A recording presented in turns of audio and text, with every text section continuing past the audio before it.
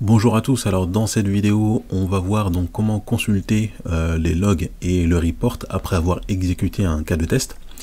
Donc on avait vu précédemment donc comment exécuter un cas de test. Donc là on va aller en fait sur cette URL, on va utiliser le navigateur de Chrome et l'idée de ce test donc c'est de checker, donc c'est de sélectionner donc des checkbox. Ce que je vais faire c'est que je vais simuler une erreur. Donc là je vais enlever ça et normalement ça devrait me simuler une erreur. Donc pour lancer un cas de test, en fait ce qu'on avait vu c'était qu'il fallait mettre robot espace le nom du dossier sur lequel en fait on est et donc le nom du fichier, donc demo3.robot. Donc là le cas de test donc va se lancer, il est en cours. Là normalement il doit cocher tout ça et voilà, donc là on voit qu'on a une erreur, on est en failed et l'idée maintenant donc c'est de pouvoir consulter les logs. Donc tout simplement, je pense que vous l'avez deviné, ici on a log et report. Donc je prends tout simplement par exemple cette URL, voilà, hop, je vais ouvrir un navigateur,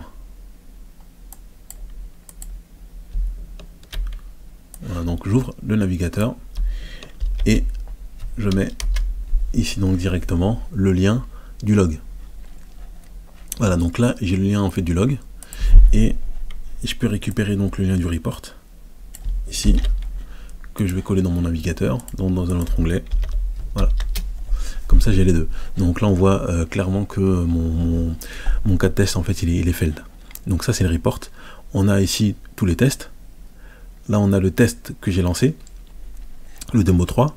Donc on voit le total, donc j'ai juste un cas de test, passe donc 0, donc il n'y en a aucun qui est OK, failed 1, voilà, donc il n'y en a aucun qui a été passé.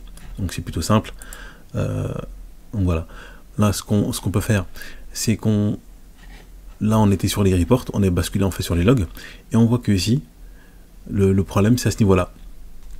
Donc sélectionner en fait une checkbox, et ici, on nous dit donc que la checkbox with le locator, hop, donc not found, donc ça veut dire que c'est pas trouvé. Voilà, donc là je reviens ici donc sur les logs. Donc on a une autre vue, on a à peu près la même chose, hein. Voilà, donc là on nous dit que le premier il est vert, donc il a bien été passé, donc j'ai bien pu aller sur cette URL. Ensuite la petite pause elle a bien fonctionné. On a bien pu sélectionner donc le oui, donc là on le voit bien dans le screen en fait qui a été pris automatique, donc par défaut. Et par contre au niveau en fait du deuxième step là, ici donc on est en failed et il nous dit que normalement on a le message en dessous, donc not found, donc ça n'a pas été trouvé, donc l'erreur elle est ici. Donc mais bien sûr donc on connaît notre erreur, donc on va aller la modifier. Là ici je sais que c'était le numéro 2 et on va relancer donc notre cas de test et normalement ça devrait être bon. Hop, c'est en cours et là on devrait avoir un paste. Donc voilà, ok, c'est un failed, bah, ça tombe bien, donc on va voir pourquoi il est failed.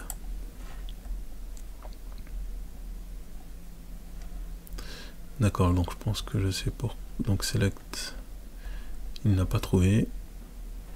Bon là par contre là je sais pas. Donc là on va analyser un petit peu. Le premier normalement en fait il doit être bon. Le deuxième, alors je vais le relancer parce que normalement il ne devrait pas avoir de problème.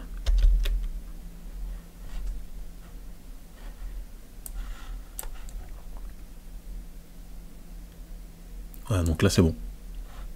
Voilà, tout est bon.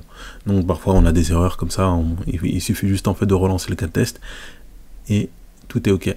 Donc là il va se fermer de manière automatique et normalement on devrait un pass. Voilà, et maintenant si je consulte les logs, donc toujours je prends ce fichier là, le chemin d'accès avec log.html, hop, je le mets ici et voilà, donc là on a tout est en vert. Et si je regarde donc le report, voilà, donc le chemin en fait du report, ici report.html, donc tout est vert. Voilà, statut passe et on est bon. Donc voilà, Merci d'avoir suivi cette vidéo. N'oubliez pas de vous abonner à la chaîne. Il y a plein d'autres vidéos qui arrivent.